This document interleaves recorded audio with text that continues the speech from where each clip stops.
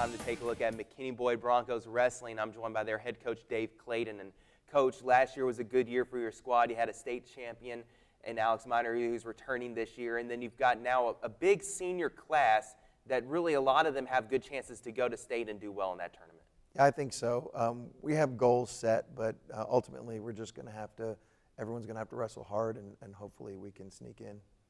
You have a tough district, as we've mentioned before. Allen's always really good with wrestling. You have the Plano schools and then Rockwall and Rockwall Heath. Where are you looking at as really going to be the deciding factor in some of these district meets and regionals? Who are the couple of teams that you really fear? Well, I think I was worried a lot about Rockwall, and they are certainly one of the teams that could finish high. And recently, though, we found out Plano East is coming on real strong. They've got a bunch of real good guys in the upper weights, and they've developed, and suddenly it's a dogfight just to see who maybe gets second, you know. Now, right now you're 9-0 on the season. You haven't had as many matches and meets as you have in previous seasons because of that big ice storm that came through that iced all the roads around town and delayed everything for about a week. It delayed a lot of your matches. Yeah, unfortunately, we only had one dual meet tournament set up, and it had 5 matches in it. So it ended up being a third of our season lost in one day. And so we're going to have to be satisfied with 10 matches instead of 15. And that's okay, because what we're doing is we thought we had a tournament team, so we set us up for with a schedule that would get us ready for the postseason. And the format is an individual bracketed tournament, and that's what we have 6 of our 7 tournaments are like that. So that should set us up for a really good experience going into the postseason, because that's the format we're going to wrestle.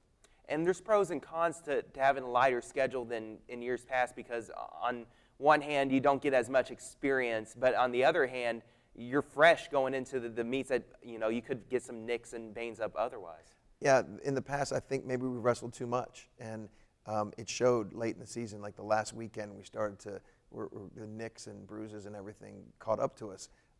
Sickness, you know, letting our guard down with our health. So maybe a little less wrestling might work out for us. You know, you can be hardened by steel, and, you know, wrestling a lot of matches, but you can also beat yourself up. So we're going to go with we're going to wrestle less, and it might help us in the end be a little fresher. And we have some highlights from one of your matches against Rockwall Heath earlier this year, and we're going to go ahead and take a look at that right now. And we have 4 of your wrestlers, and first here's the defending state champion, Alex Miner. Alex is wrestling one of their better wrestlers from Heath, and they're a perennial rival of ours. Alex gets a double leg there and finishes off the takedown. Heath is always tough, and we were able to really put it on him this year with a 69-9 win. Not usual for us versus them. Alex is working a bar arm here, and or they call it a chicken wing, and he stacks his man and gets the fall. And that's pretty run-of-the-mill for Alex. He's tough. And then next, what we're going to see on the highlight is Austin Gauss. He's another one of your lighter wrestlers. Yeah, he's at 132 this year. Austin is a senior, returning regional qualifier. He gets a quick takedown and lets his man up. And then later here in the second round, he goes ahead and Chalice headlocks his man to his back, and that looks painful right there. It certainly does, and he's going to inflict a little bit more pain as he gets the pin here. Absolutely. He finishes him off with the same move in the third period, and he's pretty fired up about getting the win. Moving on, this is Mauricio Hernandez. He's a senior this year, and he has not had a lot of wrestling experience, but he's one of my best guys right now. He has one of the best records on the team, and he ends up in an over and under position right here and turns it into a headlock and finishes off his guy right here. So really proud of Mauricio and everything he's been able to do this year. I really love how agile the refs are to get down low and to be able to see that vision on some of these pins. Matt Morse is the final wrestler we have on the highlight. Matt is our second-year heavyweight. He's only a junior. He is a center on the football team, and he is an absolute beast. He may be one of the strongest, probably the strongest guy in our school. and showed it there. And he's your heavyweight on the team, as you said. You have a lot of talented wrestlers on your squad. Who are some of the others that we didn't see in the highlights that you're really liking this year? Well, 106, we have a junior, Jordan Baker. He was behind Alex all last year, so he got a lot of experience wrestling him, but he didn't get a chance to wrestle in the postseason. We're looking forward to what he can do at 106, hopefully sneak him into the state. Jared McCormick, is a two-time regional qualifier, and he's doing really well this year. He's got about a 19-4 record, and he's beaten some really good guys. So they're looking at him. He's ranked in the state right now as a wrestler to watch, and we're really looking forward to seeing what he can do at the state level.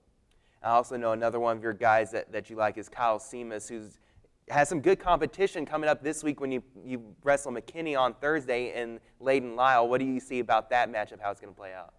It's going to be a very close one again, I'm sure. We wrestled them over the weekend. We were able to get the fall, but they're both at a high level. Our district is stacked at 220.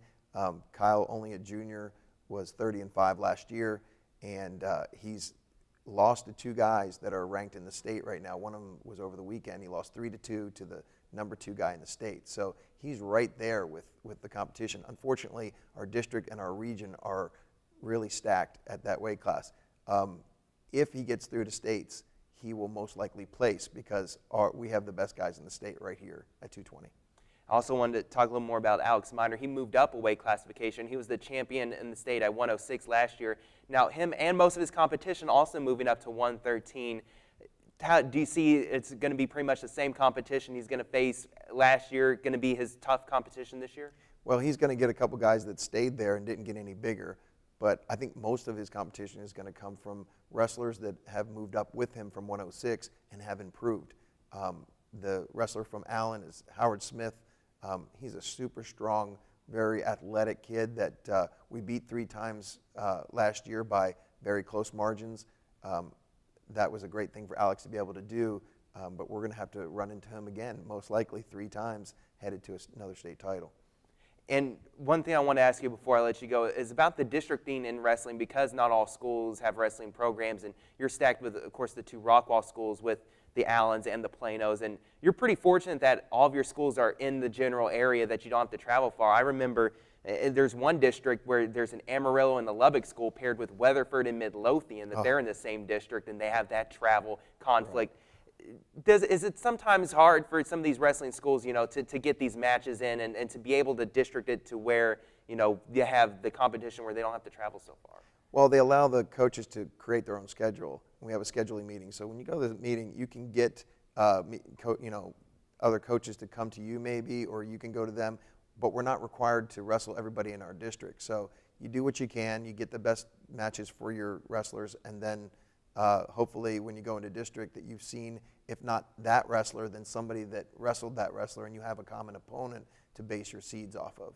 So our district, I will say that it's probably been the toughest in the state for the last so many years, and this year is no different. Last year when they split 4A and 5A, they had a couple of 5A teams hanging out there. Unfortunately, they were Rockwall and Rockwall Heath, and they put those into our district and made it a super district. So if you're not on the top of your game, you're going to have difficulty getting out of our district, even with the top 4 going to the next level. Now, you could be good all season long, come that district meet. If you're not having your A game, absolutely, this district, it's anything goes. It's true. Coach Clayton, thanks so much for joining us here today. I appreciate it. It's been a pleasure.